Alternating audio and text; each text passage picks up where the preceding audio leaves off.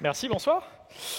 Et comme l'a dit Hubert, on va parler d'architecture, mais je vais faire un focus notamment sur tout ce qui va vous servir en tant que développeur dans votre quotidien. On ne va pas faire beaucoup de réflexions sur la méthodologie d'architecture, mais plus sur ce qui pourrait vous servir au quotidien en tant que développeur, notamment dans des équipes plutôt agiles. On va commencer par un petit rappel, histoire qu'on soit tous au même niveau de compréhension sur ce qu'on appelle le C4, comme le disait Hubert. On n'est en effet pas sur la partie explosive, mais plutôt sur la partie conception. On va ensuite discuter de modélisation. Vous verrez que ça a une signification particulière pour moi et ça me permet de faire le parallèle entre des diagrammes et de la modélisation. On ira ensuite sur une petite explication de ce que Structurizr propose et on se fera une petite session de démonstration que je vous montre comment ça fonctionne, comment vous pouvez l'utiliser en local, comment vous pouvez l'utiliser au sein d'une équipe, en collaboratif, et ce qui vous permet en fait d'aller jusqu'au bout de cette démarche de documentation de vos architectures. Commençons par vous faire travailler. Je vais vous demander un petit exercice, une fois que je vous aurai présenté les diagrammes, de réfléchir à ce que vous imaginez finalement quand on parle de diagrammes. Moi, le premier truc qui me vient, c'est des diagrammes pour les nouveaux arrivants dans une équipe. On a envie de communiquer à des nouveaux arrivants la manière de fonctionner en fait d'un logiciel, comment il est structuré, avec quoi il interagit dans son écosystème proche ou un peu plus large. Et donc c'est hyper important pour moi d'avoir les bons outils pour que des nouveaux arrivants ou des personnes qui sont de passage dans une équipe aient les capacités de rapidement comprendre et appréhender le logiciel. Le deuxième sujet qui, moi, m'intéresse, c'est notamment la collaboration avec les équipes d'Ops, ceux qui maintiennent en condition opérationnelle toutes nos chères infrastructures. C'est important pour eux d'avoir une vision aussi à jour, synchronisée, qui permette de documenter comment l'applicatif tourne sur mes différents clusters, comment ça fonctionne, comment mes différents composants sont instanciés sur les clusters. Un autre profil qui me semble intéressant quand on discute de diagrammes et d'architecture, c'est de pouvoir faire de l'évaluation en fait, des impacts. Quand on parle par exemple de cybersécurité, si je sais par exemple que j'ai une base de données qui est accessible par différents containers, qui est partagée par différents containers, quand je vais avoir besoin d'analyser mes risques, c'est hyper important pour moi d'avoir une vision assez facile et assez claire des dépendances de ce container. Et puis le dernier profil en fait, qu'on oublie souvent, mais qui est presque le plus important, c'est les parties prenantes qu'on peut retrouver à l'extérieur. Vous êtes développeur dans une équipe, mais vous collaborez potentiellement avec plein d'autres équipes, avec plein de logiciels de votre écosystème. C'est important qu'eux aussi, finalement, puissent comprendre comment est-ce que votre logiciel est structuré, comment est-ce qu'il fonctionne, comment est-ce qu'il est interconnecté avec le reste du monde. Donc il y a toutes ces populations-là qui ont besoin de comprendre à un moment donné comment le logiciel est architecturé, comment est-ce qu'il fonctionne à l'intérieur. J'ai envie de vous faire participer, notamment pour que vous m'expliquiez un petit peu ce que vous connaissez du C4, que je puisse focaliser un petit peu la présentation. Donc vous allez, s'il vous plaît, me scanner ce petit QR code et me donner finalement, vous, votre connaissance du modèle C4. Est-ce que c'est quelque chose que vous maîtrisez plutôt bien? Est-ce que c'est quelque chose que vous avez déjà entendu? Ou au contraire, est-ce que c'est quelque chose sur lequel vous êtes totalement béotien et vous avez besoin d'explications? Alors, je vous laisse quelques minutes pour travailler. C'est intéressant parce que finalement, on a pas mal de monde qui a besoin d'un petit peu d'explications sur ce que c'est. Excellent. Top. Est-ce qu'il y a encore des votes? Non? Ok. Donc il y a un vrai intérêt à ce que je vous présente. Une explication de ce que c'est que le modèle C4 avant qu'on rentre dans la partie Structurizr. Le modèle C4, c'est un modèle qui a été créé par Simon Brown dans les années 2018, me semble-t-il, qui vise à trouver une manière plus flexible que ce qu'on pouvait faire avec l'UML par le passé, de décrire des systèmes logiciels. Donc lui, il a essayé de trouver des niveaux d'abstraction qui soient applicables dans beaucoup de logiciels et beaucoup d'entreprises. Un premier niveau d'abstraction en fait, qu'il a essayé de modéliser, c'est le système logiciel, le software system, qui est presque le plus dur finalement à caractériser. Souvent, on va le résumer à une application. Même une application, c'est pas si simple que ça à définir. Parfois, ça peut être un produit complet, donc plusieurs applications qui fonctionnent ensemble pour créer une expérience complète qu'on peut vendre. Et parfois, suivant les équipes, ça peut être un service qui est suffisamment complexe pour être géré par une équipe en autonomie. Ce n'est pas un produit qu'on vend, ce n'est pas une application autonome, c'est juste un service qu'on met à disposition. Donc il faut avoir à l'esprit que, en fonction de votre contexte, ce que vous allez mettre derrière l'étiquette d'un système logiciel peut être assez versatile. L'exemple qui est donné assez régulièrement, c'est ce système bancaire. Donc vous imaginez une banque qui a un système de gestion de clients, de comptes et de paiement, et qui va être interconnecté avec un système d'envoi d'email, et puis qui va être interconnecté aussi avec un mainframe assez classique de gestion transactionnelle. On peut très bien se dire que le système de gestion bancaire, c'est un système logiciel. On pourrait très bien se dire qu'il faut que je rentre plus dans le détail, finalement, que j'aille creuser à l'intérieur. Qu'est-ce que ça veut dire? Deuxième niveau d'abstraction, donc si on rentre en profondeur, dans la hiérarchie, on peut imaginer qu'on ait des containers, des containers qui vont permettre de modéliser les différentes structures qui composent mon logiciel. Ça peut être des API, ça peut être des consommateurs de messages, RabbitMQ, Kafka, etc. Ça peut également être des applications front-end. On déploie aussi des composants qui sont des applications sur mobile ou sur un navigateur web. C'est aussi un container. Et puis on peut aussi avoir des batchs qui vont être des traitements qui tournent en tâche de fond. Donc là, c'est la même visualisation. Vous retrouvez le fameux banking system dont je vous parlais tout à l'heure. Et là, c'est le niveau en dessous qui expose les containers qui constituent ce système. On trouve à l'intérieur, comme je vous le disais, une application web, une application mobile, une API qui va également taper sur une database. Donc là, on est sur un truc, c'est le modèle assez classique de déploiement d'applicatifs. Et ce que vous pouvez commencer à voir, c'est que non seulement on a les différents containers, mais on a surtout les relations qui vont les constituer. Comment est-ce qu'ils vont interagir ensemble? Quel est le flow d'exécution qu'on peut trouver à l'intérieur? Et si on continue à plonger en fait, dans ces différentes abstractions mises à disposition par le modèle C4, un logiciel peut être composé de différents containers et un container peut être constitué de différents composants. La manière de le représenter souvent sur les API, c'est de constituer des visions par endpoint quand on parle d'API. Ça peut être des visions aussi sur certains écrans, quand on veut constituer une documentation exhaustive d'un front-end mobile ou web, ou ça peut être sur une base de données de documenter les différents schémas qui sont accessibles et comment on va les consommer. Donc même état d'esprit, hein, là on se retrouve dans le container qui s'appelle API, et dans ce container API, je vais avoir différents contrôleurs, contrôleurs Spring un peu classiques, qui vont être les composants de mon container application. Donc vous voyez, vous commencez à voir qu'il y a un aspect très hiérarchique dans ces niveaux d'abstraction. C'est exactement ce que Simon Brown a voulu proposer avec cette notation C4. C'est d'être en capacité d'avoir des niveaux d'abstraction suffisamment versatiles pour qu'on puisse les utiliser dans plein de contextes, mais qui puissent parler potentiellement aussi et rentrer en profondeur finalement dans l'architecture d'un logiciel. Pas juste s'arrêter à quelque chose de superficiel, mais pouvoir documenter justement les contrôleurs, les endpoints, les schémas de base de données, etc. Donc ça, c'est pour vous resituer un petit peu de quoi on va parler. Un autre aspect que je trouve intéressant de la modélisation C4, c'est que ça peut ne pas s'arrêter uniquement à votre applicatif, à ce que vous livrez comme composant. Au sein du modèle C4, il y a aussi d'autres visualisations. Donc là, ce que je vous montre, c'est la visualisation d'un déploiement. Vous voyez qu'il y a deux composants, Route 53 et ELB. Ce n'est pas des composants de votre application.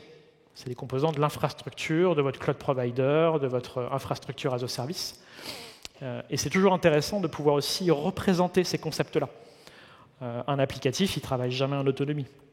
On va avoir des load balancers, on va avoir des bases de données, on va avoir des stockages sur des buckets, par exemple, côté S3 ou côté GCP. C'est important de représenter tous ces concepts qui sont périphériques, finalement, à votre application. Donc la notation C4 embarque aussi ces notions-là, de se dire, j'ai pas que du code applicatif, j'ai aussi des composants qui viennent autour de ça. Donc ça, c'est pour la notation en tant que telle, qu'on puisse se comprendre ensuite. Je pense que vous avez tous fait des diagrammes. Je suis assez preneur notamment des solutions que vous avez utilisées pour faire des diagrammes. La solution la plus low cost, finalement, étant le tableau blanc. Je pense qu'on a tous fait au moins de temps en temps des crowbars avec des tableaux blancs et tout ce qui peut être autour. Et après, il y a plein d'outils qui viennent autour de ça, finalement, qui viennent donner une version un peu numérisée du tableau blanc. Je vois du Mermaid, je vois du Plant.uml, Draw.io, SKHydro, Miro aussi, bien sûr, grand classique. Paint, ça c'est ambitieux. OK, Paint. Il faut qu'on discute ensuite, Paint. Même pas du vectoriel, vraiment, on dessine des pixels. Excellent. Il y en a plein que je ne connais pas. Excellent. Je vois qu'il n'y a pas de trucs type Rational Rose. Non, personne n'a fait de Rational Rose là, dans la salle? Non? OK, je suis trop vieux pour ça. Toi, t'en as fait. Donc voilà, il y a plein d'outils qui sont sur le marché qui vous permettent potentiellement de dessiner des choses. Moi, le problème que ça me pose, en fait, de dessiner des choses, c'est que finalement, c'est quelque chose qui est très peu durable. Quand on discute typiquement autour d'un tableau blanc, c'est hyper intéressant. On peut se mettre d'accord sur une architecture, commencer à trouver des bonnes idées d'implémentation, etc. Ça, il faut continuer à le faire. C'est quelque chose qui est très pertinent et de prendre un crayon et de dessiner ensemble, en collectif, c'est quelque chose qu'il faut continuer à persister.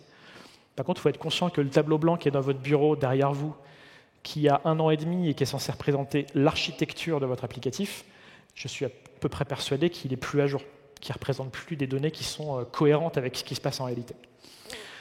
Donc la modélisation, qu'est-ce que ça permet? C'est d'imaginer, comme je vous le présentais juste avant, d'avoir quelque chose qui est plus persistant dans le temps et qui permet de représenter quelque chose de beaucoup plus durable et qu'on peut envisager de maintenir sur une durée beaucoup plus longue.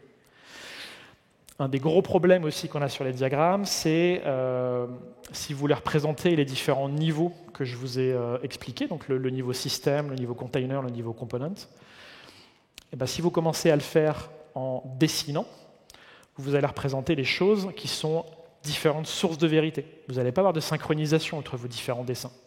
Chacun des niveaux est indépendant et vous allez pouvoir colorier d'un côté en bleu, de l'autre côté en jaune, faire un carré d'un côté, un rond de l'autre. Ça ne va pas avoir de cohérence entre ces différents niveaux d'abstraction. Oui, c'est de la flexibilité, mais ça apporte de la confusion. La modélisation, à côté de ça, elle vous permet de dire je vais décrire de manière programmatique ou par d'autres outils comment est-ce que mon système est constitué de différents containers et comment mon container est constitué de différents composants. On va être sur quelque chose de beaucoup plus robuste d'un point de vue vérité. Autre truc qui me tient beaucoup à cœur à titre perso, c'est la consistance. Et quand je parle de consistance, c'est vraiment à l'échelle potentiellement de plusieurs équipes, voire carrément d'une entreprise. Se mettre d'accord sur une manière de représenter les architectures, pour moi, c'est essentiel. On est tous dans des entreprises où on est mobile, on change d'équipe, on rebondit d'un domaine à un autre. C'est essentiel d'avoir quelque chose qui soit un langage commun, compréhensible par l'ensemble des forces en présence. Si on fait des diagrammes, vous le savez comme moi, celui qui l'a fait dans SKHydro, celui qui l'a fait dans Miro, ils n'auront pas eu exactement la même façon de le représenter. Ils se seront dit, tiens, moi les bases de données, en fait, je ne vais pas les représenter de la même manière. Ou alors c'est de l'infrastructure, je ne vais pas la présenter. Ça, c'est un vrai piège dans lequel c'est malheureusement hyper facile de tomber. Inversement, la modélisation, elle apporte beaucoup de consistance parce qu'on s'est mis d'accord sur un langage commun à l'échelle d'une équipe, à l'échelle de plusieurs équipes, voire à l'échelle d'une entreprise. Et ça apporte beaucoup de plus-value dans la collaboration. Et le petit dernier qui va notamment être utile quand on va discuter de Structurizr, c'est qu'on peut permettre, quand on a modélisé quelque chose, d'aller faire des requêtes à l'intérieur, d'aller analyser finalement les composants qu'on a pu déployer. Si vous faites des diagrammes, l'analyse elle est dans votre cerveau. Vous allez gentiment regarder les diagrammes un par un, regarder si toutes les couleurs sont cohérentes et vous dire « Ah oui, j'ai l'impression qu'on utilise pas mal de MongoDB dans la boîte. » Mais c'est complètement subjectif. Donc vous allez devoir faire un effort intellectuel important pour comprendre comment vos logiciels sont constitués. Quand on va modéliser un logiciel, on est censé, avec la nomenclature commune qu'on a définie juste avant, réussir à analyser, à poser des questions finalement au modèle et à pouvoir requêter en fait ce qu'on a pu documenter. Donc ça, c'est une des grosses plus-values, je trouve, dans l'approche par modélisation. On sort de cet aspect graphique et on va dans un aspect beaucoup plus programmatique et d'aller interroger une base de connaissances de l'architecture. Et comme vous l'avez très bien noté, on a plein d'outils qu'on a tous manipulés, du Miro, du diagramme, du Lucidchart, du Visio, du Escalibro, c'est un peu la même aventure. Tout ça, c'est des outils très pratiques, très versatiles, qu'on peut utiliser pour collaborer à distance. Mais quand on travaille sur un temps long, on se retrouve vite embêté. Donc il y a une nouvelle gamme d'outils qui maintenant existe depuis 4, 5, 6 ans, qui permet justement de rentrer dans cette approche par modélisation d'architecture. J'en ai noté quelques-uns, Structurizer, IcePanel, Enterprise Architect. Ils sont tous sur la même façon de procéder, qui est, je ne me focalise pas sur la manière dont ça va être représenté, sur le visuel finalement. Je m'intéresse plutôt au côté, comment est-ce que je vais être le plus précis possible dans la description de mon système.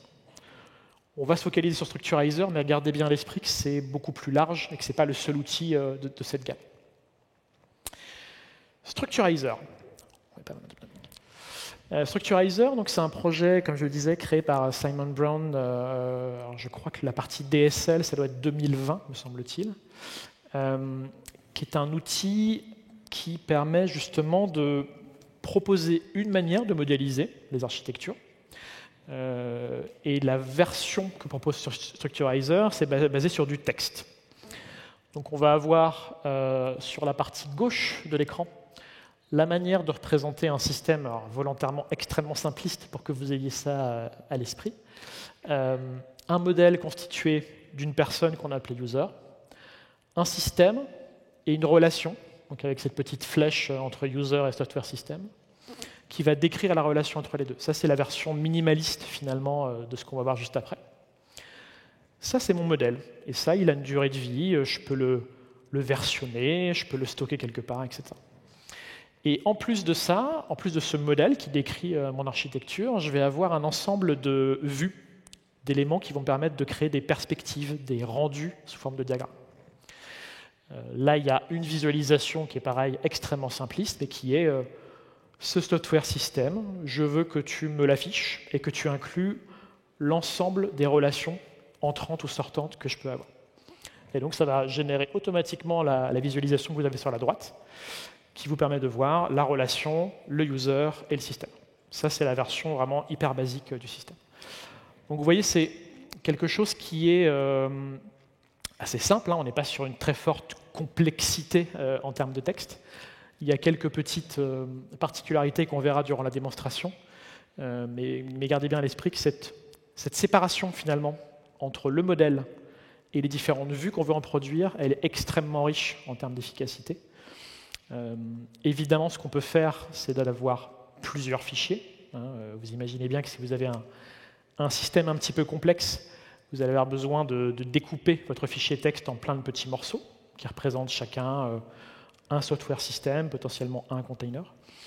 Donc on peut comme ça avoir une représentation très proche de la structure des différents repositories Git, ou qui peut être très proche des modules qu'on a pu créer dans Git, et de potentiellement réutiliser une partie du découpage des équipes pour en avoir un découpage dans le DSL qui soit assez représentatif de ce que les équipes peuvent vivre. Petite démonstration, enfin quelques démonstrations ensemble pour que vous ayez ça à l'esprit. Hop.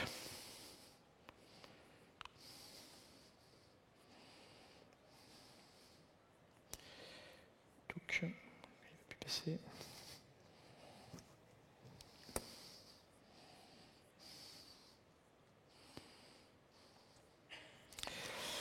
Donc, je vous montre ça déjà dans un Visual Studio. Vous me dites si c'est pas trop petit pour les gens qui sont au fond. Ouais, tout à fait. Je vous montre une version un peu plus complète que ce que je vous ai montré tout à l'heure, qui est un diagramme avec un DSL. Donc là, le concept, c'est d'avoir un workspace. Ce workspace, en fait, c'est donc votre espace de travail qui va permettre de stocker les différents modèles que vous voulez. Donc là, le modèle qui est présenté, il permet de représenter la structure du SI d'une grande banque, etc. Vous voyez déjà, premier truc intéressant, je suis dans VS Code, j'ai un petit plugin qui est le C4 DSL Language, qui me permet d'avoir de la coloration syntaxique et d'avoir de la complétion sur ce qui est disponible en termes de balises. Donc on ne part pas complètement en mode texte pur, on a un petit peu d'aide à la saisie. Autre truc qu'on voit, c'est qu'évidemment, on a plus de complexité, hein, vous commencez à voir un petit peu la manière dont c'est modélisé. Un modèle, un groupe qui permet de mettre des composants un petit peu ensemble, différentes personnes. Donc là, on a une personne du Customer Service, une personne du back-office, plusieurs software systems. Donc là, on commence à avoir plus de complexité en termes d'explication. On retrouve le mainframe, l'email et la partie ATM que je vous ai montré au tout début. Donc ça, ils sont considérés comme des systèmes externes. Donc on ne va pas beaucoup les documenter, on va juste les référencer dans le modèle. Et inversement, on a un autre système de banking qui, lui, en fait, va être notre software. Et là, on va s'intéresser justement à de quoi il est constitué. Donc on va retrouver la fameuse single page que je vous ai montrée tout à l'heure, l'application mobile, l'application web. Et puis même sur la partie API, on retrouve ce que je vous ai montré, le composant avec les différents contrôleurs qui sont intéressants, et la constitution comme ça de l'ensemble des composants qui sont à l'intérieur de l'API. Donc vous voyez, ce langage, ce DSL, il a une structure qui est relativement imbriquée, facile à comprendre, lisible par un humain, même si on n'a pas été potassé finalement la référence du langage. Et les outils qu'on a à notre disposition dans VS Code sont assez pratiques dans le sens où on a de la complétion, de l'assistance, on va avoir des erreurs qui s'affichent si jamais on fait n'importe quoi. Donc ça, c'est pour l'aide à la rédaction. On a des outils pour nous aider potentiellement à rédiger ça. Ça, c'est pour le modèle. Et puis, vous voyez, juste en dessous, il y a la description des relations, ce que je vous ai montré juste avant. Donc, la relation à la fois entre les personnes et les systèmes, et puis potentiellement entre les différents systèmes, voire entre les différents containers d'un système. Donc dire par exemple que, bah oui, en effet, j'ai des customers, des personnes, qui vont se connecter à mon système bancaire, mais j'ai aussi des customers qui vont se connecter à l'application web. Ils ne vont pas se connecter qu'à mon système, ils vont se connecter aussi à l'application web. Voilà, il y avait un certain nombre de relations qui sont décrites comme ça, dans les deux sens. Et je vais vous masquer ça pour l'instant, on y reviendra après. Les déploiements, ce n'est pas hyper intéressant. Et je voulais montrer la partie vue. Donc là, vous retrouvez exactement ce que je vous montrais tout à l'heure dans la slide. Hein. C'est la vision très très haut niveau, ce qu'ils appellent le system landscape, qui permet juste de décrire les différents composants qui sont embarqués.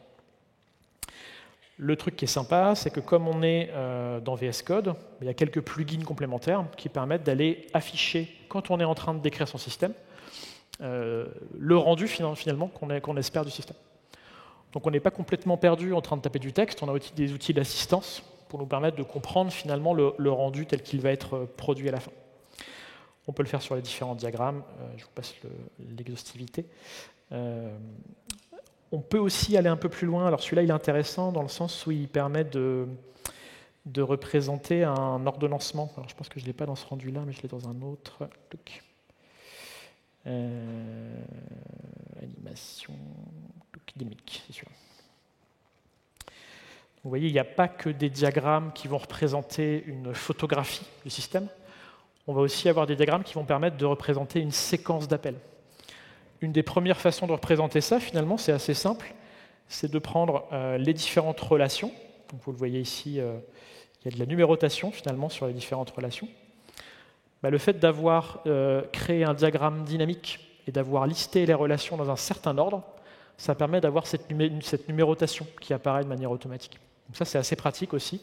C'est une version un petit peu C4 d'un diagramme de séquence. où on peut présenter finalement l'enchaînement des appels qui vont permettre de soumettre des credentials à une API, le contrôleur va les recevoir, le contrôleur ensuite va les valider en utilisant Spring Security, etc., etc.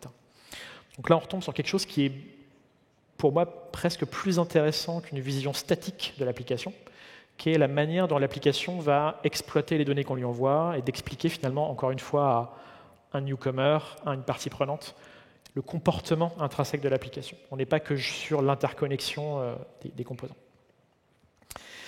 Autre diagramme qui est intéressant que je vous présentais, c'est la partie déploiement. Donc là, c'est assez similaire. On a la capacité de dire toutes ces petites boîtes qu'on a créées, ces différents containers, concrètement, quand je déploie mon application, où est-ce qu'ils vont s'exécuter ? C'est bien beau de dire que j'ai une single page application, mais en fait, finalement, c'est l'application qui va être distribuée dans les browsers de mes clients. Mon API et mon web, finalement, ils vont tourner dans un seul Apache Tomcat qui va me permettre d'exécuter les deux. Donc, c'est une manière de représenter la version en conditions réelles de votre applicatif. Évidemment, ce qui est intéressant, c'est qu'on peut aller aussi présenter les différentes manières dont l'application est déployée. Peut-être qu'entre votre production et votre environnement de pré-production, la manière dont l'application s'exécute n'est pas du tout la même. Peut-être qu'en pré-production, vous avez un seul Apache Tomcat qui exécute plusieurs dizaines d'applications. Alors qu'en prod, il est peut-être dédié pour un des containers particuliers. Donc ça, encore une fois, c'est, je trouve, assez pratique en termes de fonctionnement.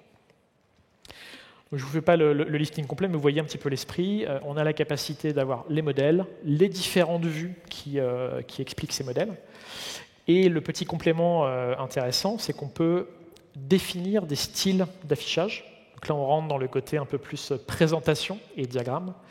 On va pouvoir se dire, si je définis en effet des personnes dans mon diagramme, donc des personas, si je le caricature, ces personnes-là, je veux qu'elles s'affichent avec telle couleur, par exemple. Je peux complémenter ça avec pas mal de combinaisons et avoir un rendu de mes diagrammes qui est partageable et homogène entre toutes les équipes.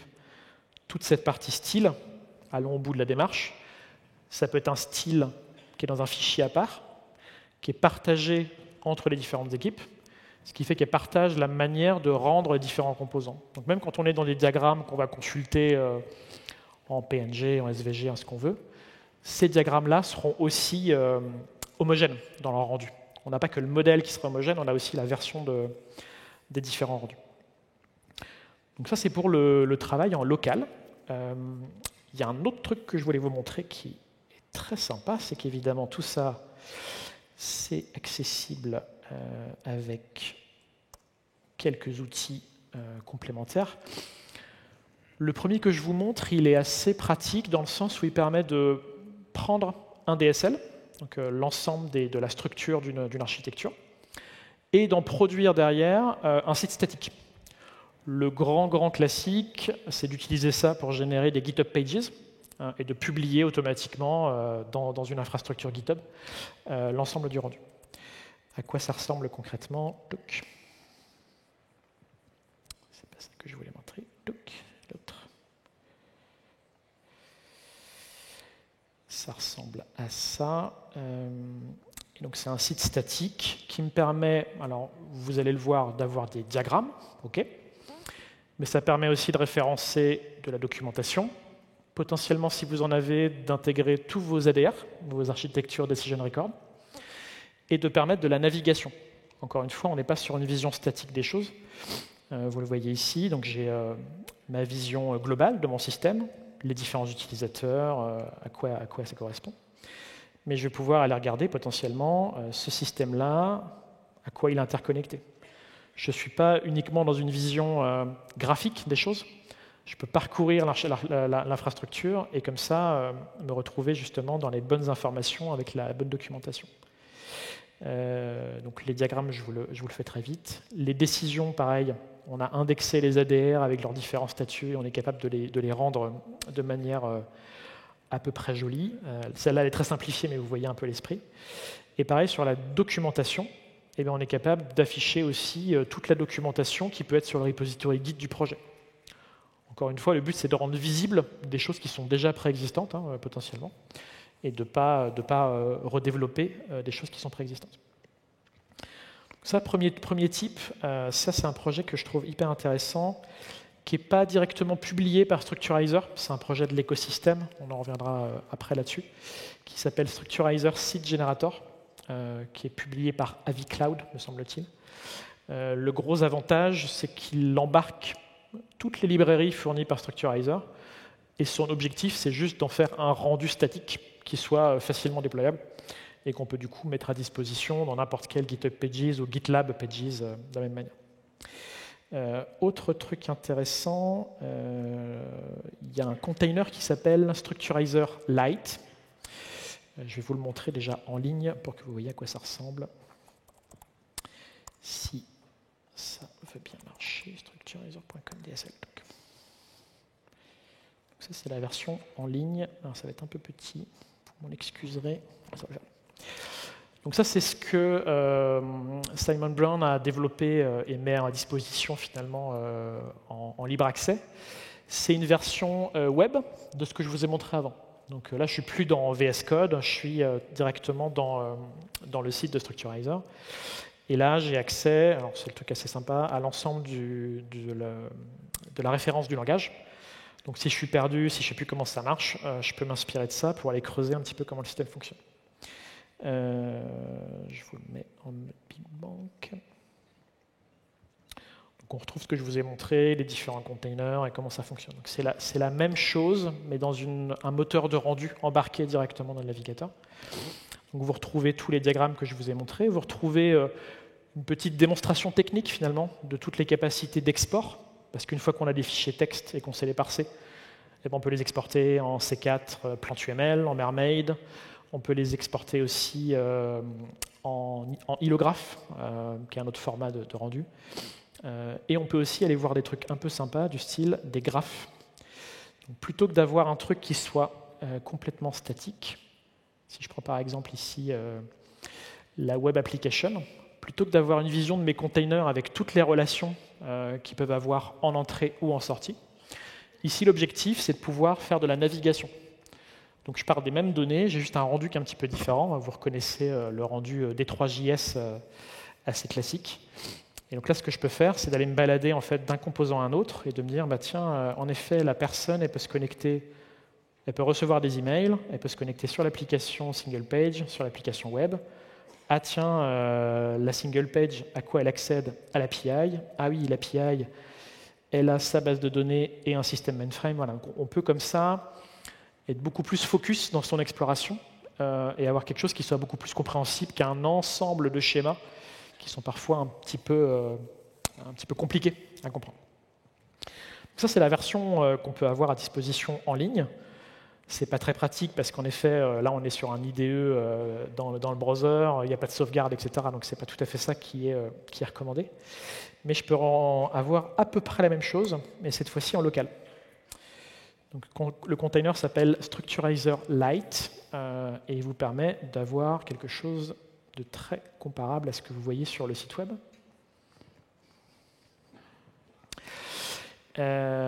Donc là, on est sur la page d'accueil du système. Donc là, ils ont fait l'effort dans la démonstration de mettre des éléments d'architecture. Donc par exemple, de décrire les attributs qualitatifs qu'on attend du système. Donc ce qu'on pourrait trouver dans une documentation technique du logiciel. Pourquoi on a fait comme ça? C'est quoi les principaux risques qu'on a identifiés dans le système? On retrouve évidemment toute la partie diagramme que je vous ai montré tout avant. Et on va retrouver aussi toute la partie ADR. Donc là, je suis en local, encore une fois. Je parcours ce qui est disponible sur mon poste. Et on retrouve à l'intérieur l'ensemble des différentes décisions qu'on a pu prendre au sein d'une équipe et la fameuse documentation dont je vous parlais qui est accessible à côté. Donc ça, c'est une version qui peut tourner en local, que vous pouvez déployer, vous, sur un cluster, une VM qui vous appartient, et comme ça, mettre à disposition les différentes équipes. Ça, c'est un des premiers moyens de commencer à faire de la collaboration, finalement, de mettre ça à disposition de manière un petit peu plus partagée. Comment ça fonctionne si on commence à discuter de la manière dont c'est intégré? Je vous montre un des workflows qui peut être intéressant. Hop. Donc de manière très simple, il y a la capacité d'intégrer cette commande d'exécution du site statique directement dans votre workflow. Grand classique, vous avez un monorepo dans lequel il y a un sous-répertoire qui décrit cette architecture. Ce sous-répertoire est plugué sur ce workflow. Ce workflow exécute les commandes que je vous ai montrées juste avant pour générer le site web. Et puis ensuite, une fois que ce site est généré, on est en capacité assez simplement finalement avec GitHub d'uploader l'ensemble des artefacts, enfin des HTML finalement qu'on a pu générer, pour les rendre publiquement accessibles, pour que en fait la documentation technique d'un logiciel ne reste pas dans un repository GitHub qui est parfois un peu compliqué en termes de compréhension par les équipes, et comme ça de le rendre publiquement disponible et que tout le monde puisse y accéder. Ça, c'est un élément hyper important. L'architecture, elle n'a de valeur que si elle est compréhensible et accessible. Si elle est gardée au sein d'une équipe, ça a assez peu d'intérêt. Et donc, ce que ça permet de générer, c'est par exemple d'avoir un site qui est le même que ce que je vous ai montré, mais cette fois-ci directement hosté, vous le voyez sur github.io, donc les GitHub pages, et qui est constamment mis à jour finalement grâce aux modifications, aux commits qui sont faits sur ces fichiers texte. Donc là, je ne peux pas vous montrer en détail, mais un des trucs qu'on a mis en place chez Decathlon, c'est notamment d'avoir la capacité d'avoir un repository partagé dans lequel on a plusieurs équipes qui collaborent finalement sur une modélisation. Et on retombe dans les problématiques, dans les avantages finalement du travail collaboratif. On peut créer des PR, on peut faire du diff, on peut les merger, on peut avoir des reviewers de certaines PR. Donc c'est extrêmement riche d'un point de vue de l'organisation des équipes, de ne pas considérer l'architecture finalement comme uniquement la manière de faire le rendu, mais plutôt d'imaginer que ce soit la manière de bien réfléchir. Comment est-ce que je vais pouvoir trouver les bonnes réponses, comment je vais pouvoir collaborer efficacement sur ces différentes technologies. Donc ça, c'était pour Structurizr. Gardez quelques éléments à l'esprit par rapport à ça. Petit rappel. La modélisation, qu'est-ce que ça permet? Ça permet notamment de documenter pour le long terme. Ce que je vous ai montré, vous imaginez bien que ça demande un petit peu d'investissement, à minima en temps, et il faut quand même un petit peu de gouvernance pour que finalement ces architectures soient mises à jour. Il n'y a pas de magie et il faut que quelqu'un soit le porte-parole de ce genre de démarche pour que ça puisse servir au plus grand nombre. L'avantage que moi j'y vois, qui est essentiel, c'est cette capacité à se dire que c'est réutilisable, que les gens peuvent passer d'équipe en équipe sans être complètement perdus, et qu'ils ont la capacité de bien mieux comprendre finalement les différences qu'on peut trouver entre différentes équipes. Inversement, les diagrammes, c'est pas le diable. Clairement, c'est hyper riche de continuer à faire des croquis, mais il faut s'arrêter à la partie croquis. C'est-à-dire qu'une fois qu'on s'est mis d'accord sur un choix technologique, sur une manière de représenter une architecture, c'est très important de retourner sur quelque chose de structuré et de modélisé. Si on laisse dériver les choses et que finalement on n'est pas animé sur cette capacité à se projeter sur le temps long, on va vite se retrouver avec plein de diagrammes qui représentent des photographies à un instant T d'une architecture. Moi, ce qui m'intéresse, ce n'est pas la photographie, c'est l'état actuel du système. Voir l'état futur, si on va dans la démarche un petit peu d'être en capacité d'anticiper les changements d'architecture. C'est vrai qu'ils sont faciles à réaliser, mais je le vois un peu dans toutes les boîtes que j'ai pu faire. C'est quelque chose qui peut partir à la poubelle du jour au lendemain parce que finalement, l'outil n'est plus maintenu, on n'est plus d'accord sur la manière de modéliser, etc. Donc, encore une fois, les diagrammes, ça vaut ce que ça vaut. Ce n'est pas prévu pour être dans une démarche de pérennité. Et une fois qu'on a dit que la modélisation avait ces avantages-là, la démarche as-code, pour moi, elle a notamment une grosse plus-value.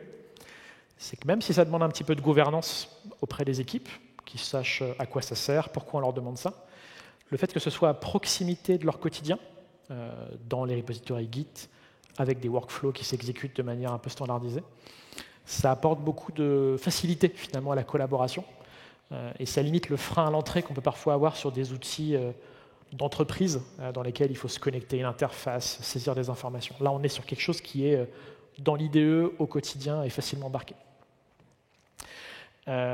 Et donc ce que je vous ai montré aussi, c'est qu'on peut facilement mettre en valeur la documentation faite par les équipes, que ce soit les EDR, que ce soit les documentations un petit peu plus techniques. C'est très important de ne pas le garder dans un GitHub un peu planqué, etc., de le mettre en valeur et que les gens puissent le consulter. Et puis, une petite conclusion sur Structurizr DSL, qui est un projet qui m'occupe depuis quelques années maintenant.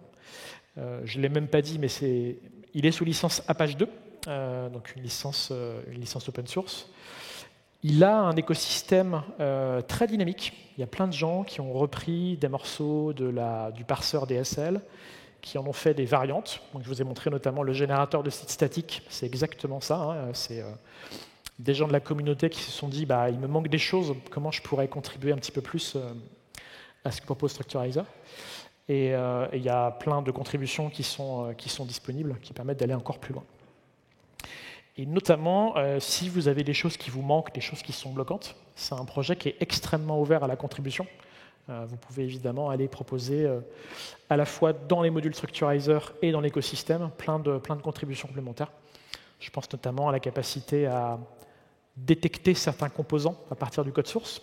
Il n'y a pas que de la documentation textuelle, on peut aussi faire de la détection de certains composants et d'apporter comme ça potentiellement plus de confort pour les équipes qui contribuent à Structurizr. Je vous remercie de votre attention après cette pause goûter et je suis très preneur de vos feedbacks sur le Open Feedback et puis de vos questions si vous en avez. Il nous reste un petit peu de temps si je ne dis pas de bêtises. Donc